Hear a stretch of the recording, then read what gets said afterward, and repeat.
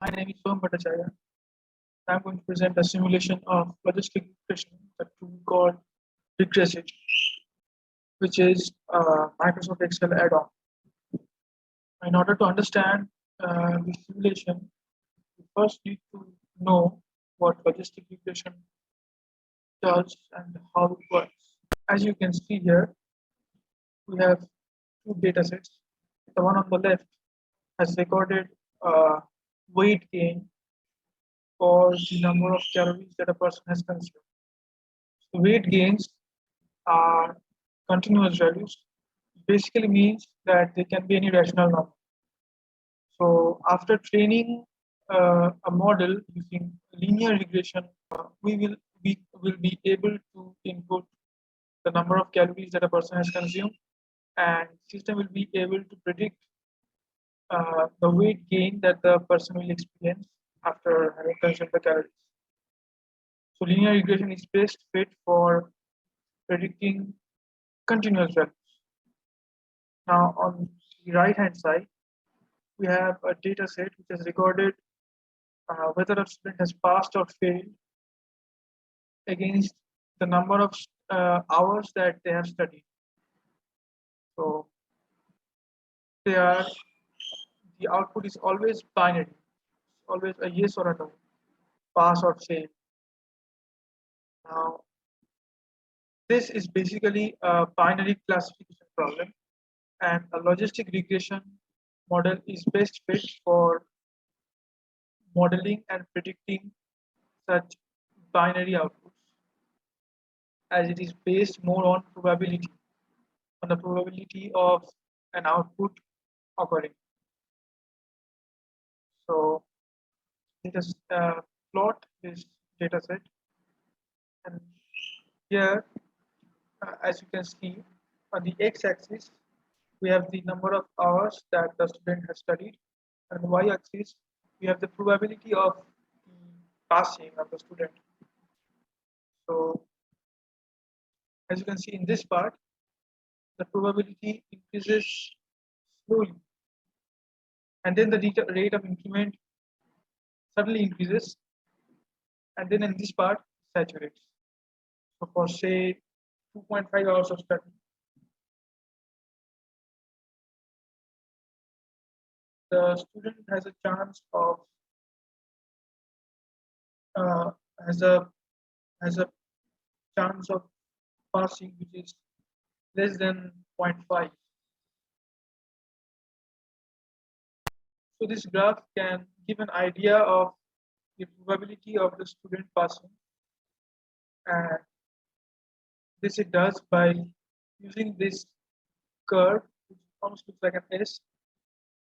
This curve is known as the sigmoid curve, or logic curve, as opposed to linear regression, which would give a straight line and which would give continuous outputs. So that would be either 1 or 0. Sigmoid curve is capable of giving a probability that increases slowly and then increases fast and then again increases very slowly until it saturates. The equation for linear regression, such as this curve or straight line, would be y equals mx plus c, where x is the independent variable, that is the number of hours that the student has studied, and y is the output, that is pass or fail. So everything on this side of the line would be fail and everything on this side would be pass. It wouldn't give any probability. But for a sigmoid curve, the equation would look somewhat like this. It is 1 by 1 plus e to the power minus mx plus c. X is the independent variable and y is the probability. And m describes the stretchiness of the sigmoid curve. So this is not as stretchy, and this is very stretchy. And c is the relative position of the curve with respect to the y-axis.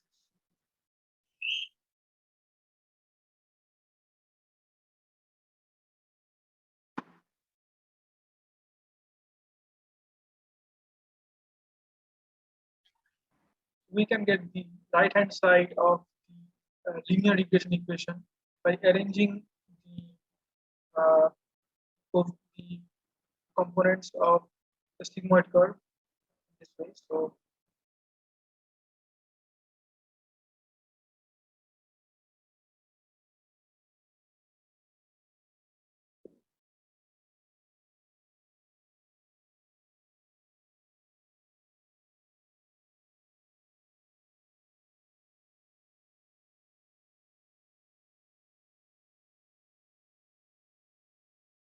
there.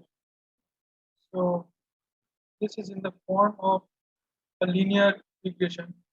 So if the y-axis would have plotted this value, where let us say this is y0, which is the probability, y0 is the probability of passing. So if the y-axis would have plotted this quantity, log of 1 minus probability by probability of passing, and on the then the line would have been a straight line.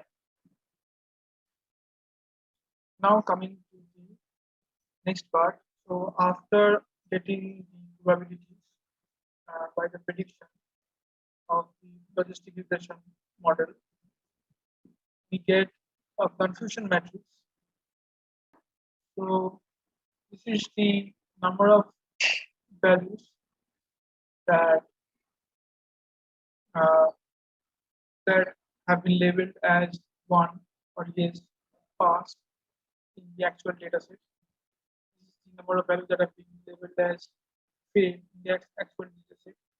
And this is the column for the values that have been predicted as passed. And this is the column for values that have been predicted as failed. So after plotting this matrix, we get the following cells, which is true positive, where the values are passed in the actual data set as well as the predicted outcome. And then true negative, where the prediction is a fail as well as the fail in the actual data set. Then there is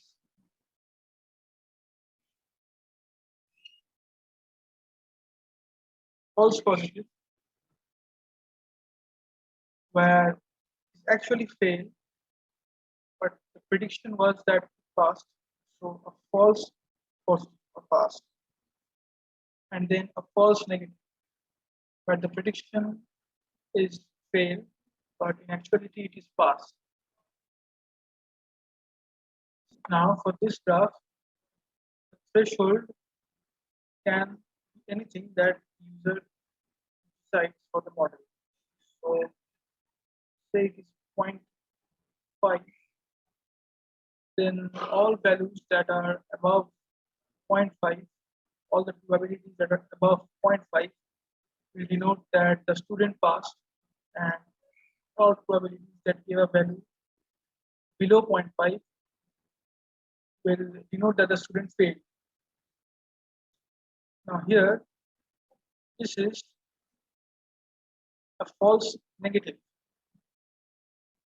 because it has been predicted to be below 0.5, which means the student failed, when in reality they passed. While this one, the false positive, as it was predicted that the student has passed, when in reality they failed. So for every threshold, we could get a different confusion matrix. This. So say for the threshold 0.3, we would get a different confusion matrix. So we can visualize the rate of change of true positives versus the rate of change of true negatives. So the rate of true positives divided by the number of true positives plus false positives, and true negatives is the number of true negatives divided by the number of true negatives plus false positives. On the graph, on the y-axis, we have this quantity. The x-axis, we have this quantity. And more the graph looks like this, the better is the logistic regression model. This is the sensitivity axis. This is the specificity axis. This curve is known as ROC curve. Stands for the receiver operator characteristic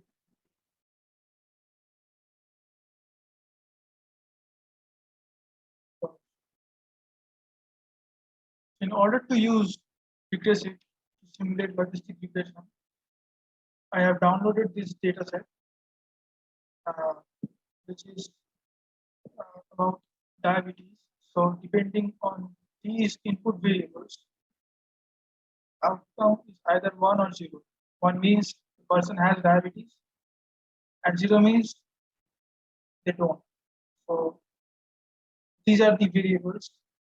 The denotes the number of pregnancies that the person has gone through. So 6 pregnancies, and glucose is of 148 units, blood pressure is 70 units, 35, 0, BMI is 333.6, and so on.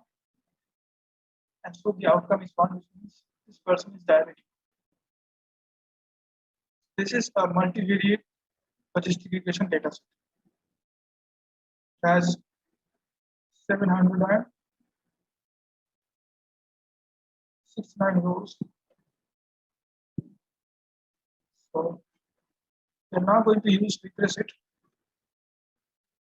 to make a logistic regression model based on this data set.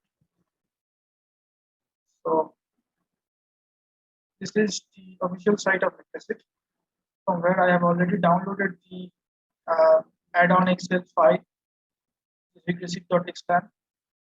I'll just add the add-on on this file.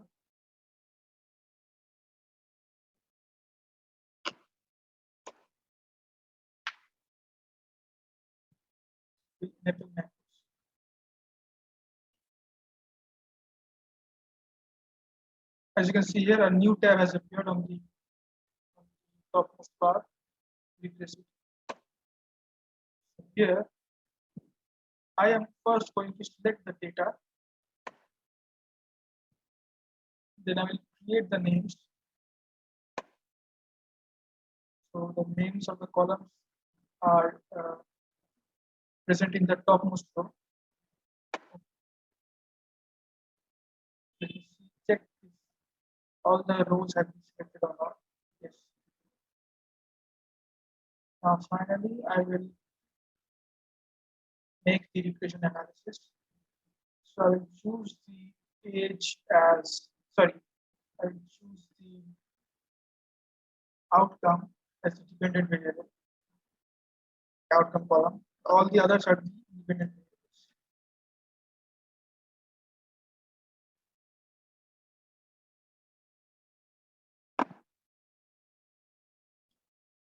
Value labels are, for 0 it is no, for 1 it is yes, and 0.5 is the cutoff value for binary, which means that above 0.5, above the probability 0.5, it will be considered that the person has diabetes, and below 0.5, it will be considered that they do not have diabetes. In model 1, there will be an interactive graph. Coefficients on model summation will be with p values, and chart options. I will choose the charts, the ROC curve, logistic curve, outcome frequencies versus prediction intervals, actual and predicted versus observation, and error rates versus cutoff points. From here, I will also choose classification table of residuals in laboratories, and that's done for now. I will run the logistic regression simulation.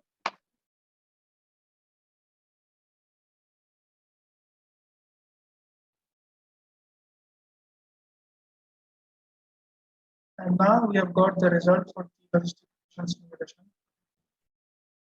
In the topmost part, let's see that final independent variable is outcome as we had selected. 0 and 1 are no and yes, if we had selected. These are the different coefficients that come with logistic regression model. So this is the RMSE value. This is also an RMSE value. This is the McFadden way, and this is the normal RMSE value. This is the mean error.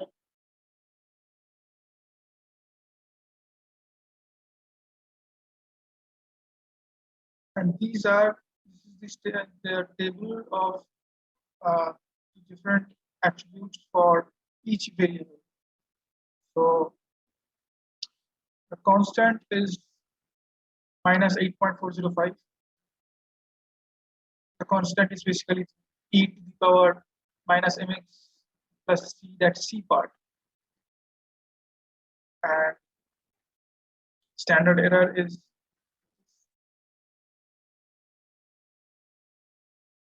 for age, the coefficient is 0.015.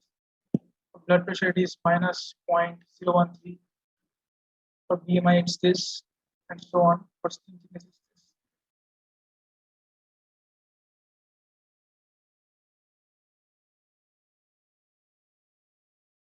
So here we have got the ROC curve. We can interact with this curve and see the confusion matrix for each point in the curve. So while the cutoff is 0.50, like I had shown in the explanation for logistic regression, the truth table, the confidence confusion matrix is this, and say for this value where the cutoff is 0.55, the confusion matrix is this. So percentages, this is the true positive, sorry, this is the true negative, this is the true positive, this is false positive, and this is false negative, all in percentages.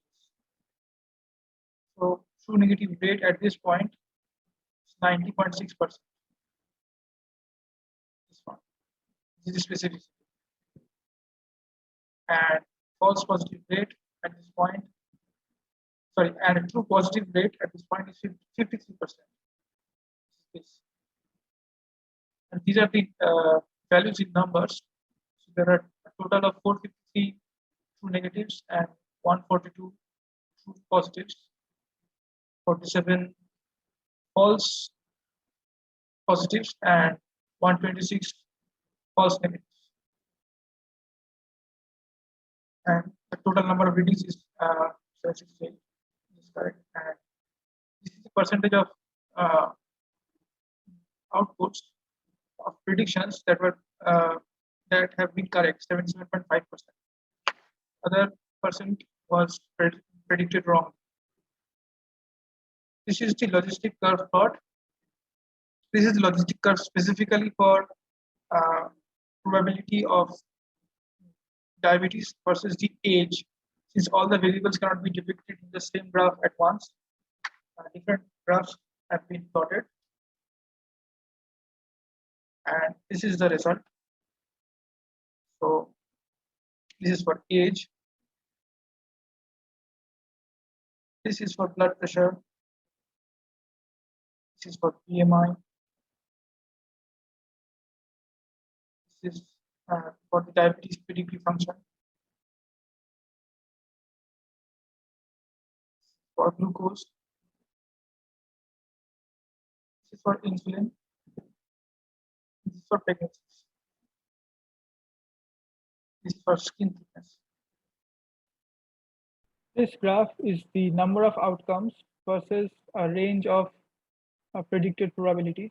So for the range 0 to 0.5, we have these many negative outcomes and these many positive outcomes. And for the range 0.1, we have these many negative outcomes and these many positive outcomes, and so on till a probability of 1. This graph depicts the actual as well as the predicted probabilities for every observation from 1 to 768.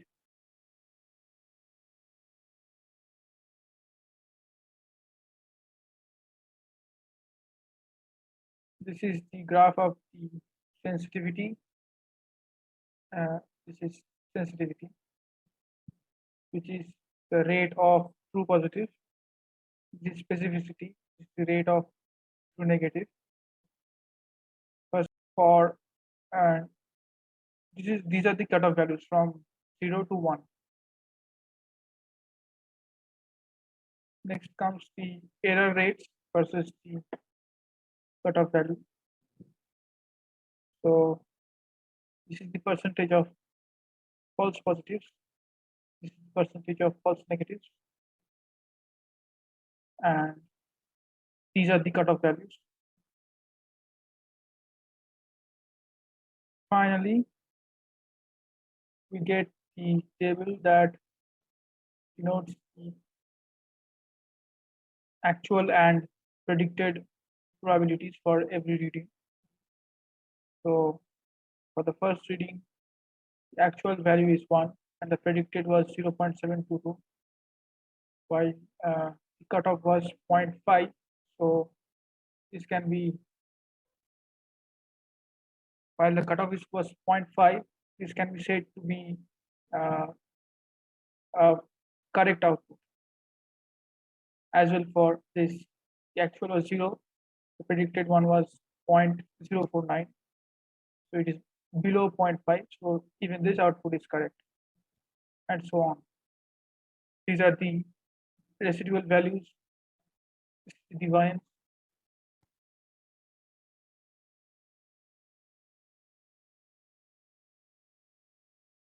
And that was it for every reading. And in the end, we also get a summary for everything. 768 values were fitted for the logistic regression. So the mean, standard deviation, and this is the RMSE value. This is, by the way, this is the mean of the outputs. So all these zeros and ones. And